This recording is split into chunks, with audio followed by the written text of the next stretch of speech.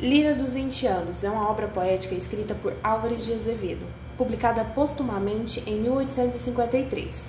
Ela é considerada uma das mais importantes do romantismo brasileiro, especialmente da sua segunda geração, conhecida pelo ultrarromantismo, marcado por temas como melancolia, o sofrimento amoroso, a morte, o tédio existencial e o escapismo. A obra é dividida por duas partes principais. Primeira parte. Traz poesias mais suaves, idealizadas e sentimentais, com forte influência no romantismo europeu. O eu lírico expressa um amor platônico, a exaltação da mulher ideal, o sonho e a pureza juvenil. Segunda parte, ou Amores, apresenta uma visão mais irônica, sombria e pessimista do amor e da vida. Aqui, o tom se torna mais ácido, com críticas à sociedade e à hipocrisia, além de uma aproximação com temas como a morte e o niilismo. A Lira dos 20 Anos é um reflexo das angústias da juventude e do espírito romântico do século XIX. E Álvares de Azevedo se destaca por sua sensibilidade, seu lirismo intenso e sua capacidade de explorar os extremos da emoção humana. Resumo do Cantigo do Calvário.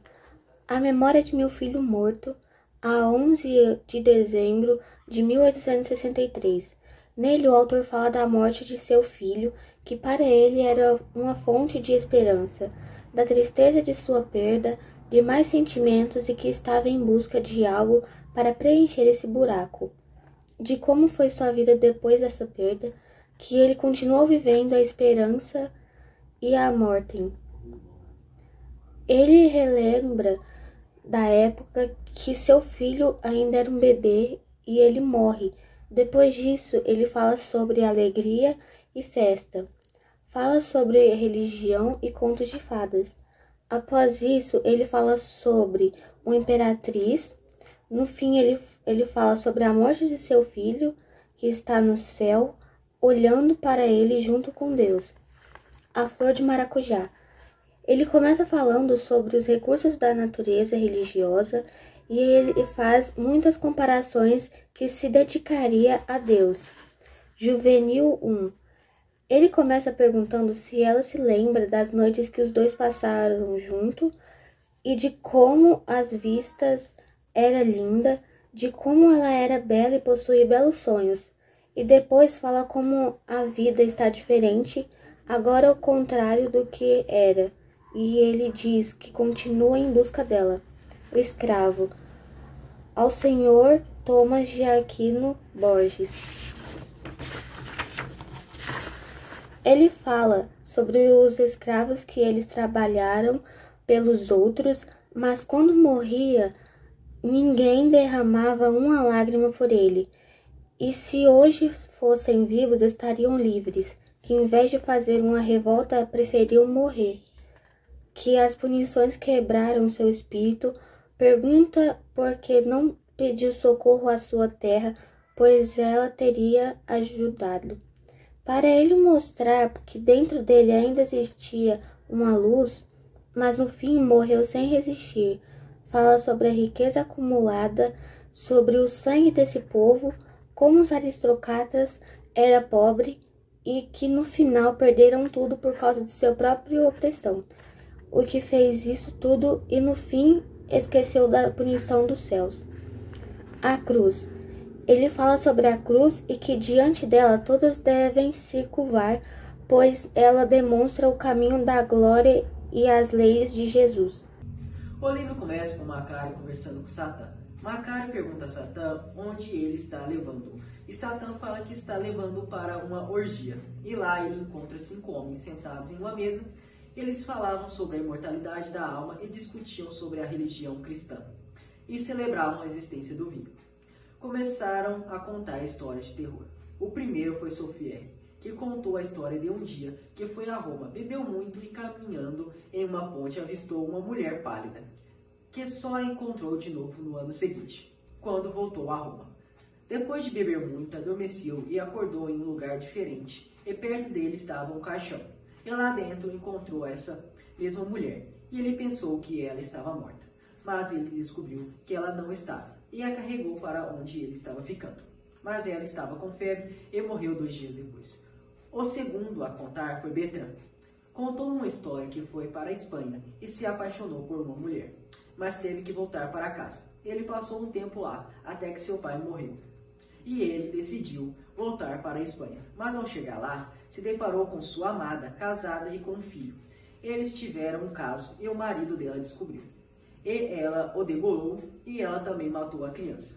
Ela disse que fez isso para poder ficar com ele. Eles então começaram a fugir, até que um dia ela o abandonou. Ele tentou esquecer ela, se afogando nos prazeres da vida. Até que um dia ele foi atropelado por uma carroça e as pessoas que o atropelaram cuidaram dele. E ele, por sua vez, se apaixonou pela filha deste homem. E fugiu com ela, e depois enjoou dela, e após perder todas as joias dela apostando como pirata, vendeu ela. Ela envenenou o pirata e se afogou. Bertrand tentou se matar, mas no fim se arrependeu disso e lutou para sobreviver. E, infelizmente, no processo, matou a pessoa que estava tentando salvar ele. Ele passou um tempo navegando. E ele pegou a mulher do comandante do barco onde ele estava. Eles sofreram um ataque de piratas e depois deste acontecido, ele não lembrava bem do que aconteceu. Ele ficou náufrago em uma jangada e no meio dessa história chegou mais um homem no bar e perguntou se podia se juntar a eles. E depois de beber foi embora. E Bertrand voltou a contar a história, contando que lá passou fome e sede. Na jangada tinha 5 pessoas, depois 3, depois ele e a mulher do comandante. E no fim só ele sobreviveu. O terceiro foi Genaro, que contou que ele era um pintor e que em sua juventude, quando vivia na casa de seu mestre, que o ensinava a pintar, teve um caso com a esposa dele e a filha dele, que disse para Genaro que devia assumir a responsabilidade do que fez com ela e se casar com ela. Ele, em dúvida de qual escolher, não se decidiu, e a filha de seu mestre morreu por abortar o bebê. Mas antes disso, disse a Genaro que o perdoava. Depois disso, o velho pintor começou a enlouquecer, e um tempo depois, ele se declarou a mulher de seu mestre. Um dia, o mestre dele o levou ao quarto da sua filha falecida, e quando ele foi sair de lá, ele viu seu reflexo no espelho como um cadáver. E quando viu isso, caiu de joelhos e confessou tudo, mas ninguém escutou. Depois disso, o mestre dele o levou a uma montanha, visitou uma cabana e começou a contar uma história que era sobre eles. O objetivo dela era de seu mestre contar para ele que sabia o que ele tinha feito. Ele tentou pedir perdão, mas o mestre dele disse que acabaria com a vida dele naquele penhasco. Ele sobreviveu e pensou em ir para a casa de seu mestre para pedir perdão, mas no meio desses pensamentos ele pensou em se vingar. Mas quando chegou lá, se deparou com os corpos dos dois já sem vida, que se suicidaram com o veneno vendido pela mulher da cabana. E então, o quarto começou. Cláudio Zerman a contar a sua história. Ele era rico, mas perdeu tudo apostando. Ele se apaixonou por uma mulher que andava de cavalo. Ela era a duquesa, que por sinal era casada com o duque. Depois de muito tempo dele a desejando, ele decidiu drogá-la e se aproveitar dela. Ele a sequestrou. Ele contou a ela sua história. Ele tentou convencer ela a ficar com ele, mas ela estava resistindo. Ele saiu por um tempo e quando voltou, ela tinha nas mãos um poema que ele escreveu. E ele até hoje tinha esse papel. Voltou ele na mesa e Johan o leu. Depois, ele voltou a contar a história e Cláudio disse que ela aceitou ir com ele. E logo depois, ele deitou na mesa e os outros que estavam curiosos pediram para ele continuar a história. E ele disse para deixar ele em paz porque estava com sono. E foi Arnold que contou o fim. Que um dia Cláudio vai ao encontro da duquesa e vê que ela foi assassinada pelo duque, seu antigo esposo. E Arnold volta a dormir. O quinto e último é Johan. Ele conta que estava em Paris, jogando uma partida de sinuca, até que perdeu e foi para cima do adversário.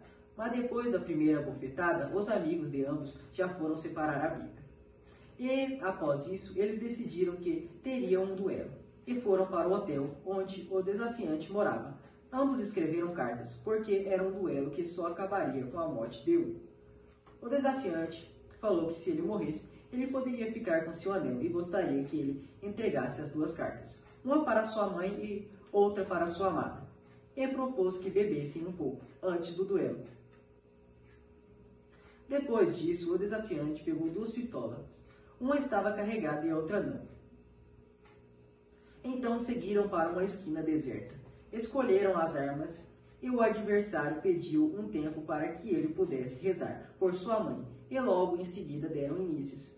Encostaram as armas um no outro e atiraram. A arma de Johann era a que tinha a bala.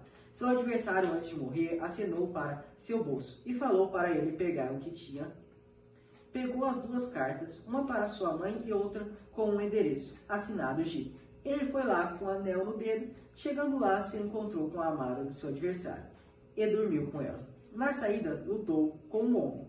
Enquanto sufocava ele, nesse momento, o adversário cravava seus dentes na mão de Johann.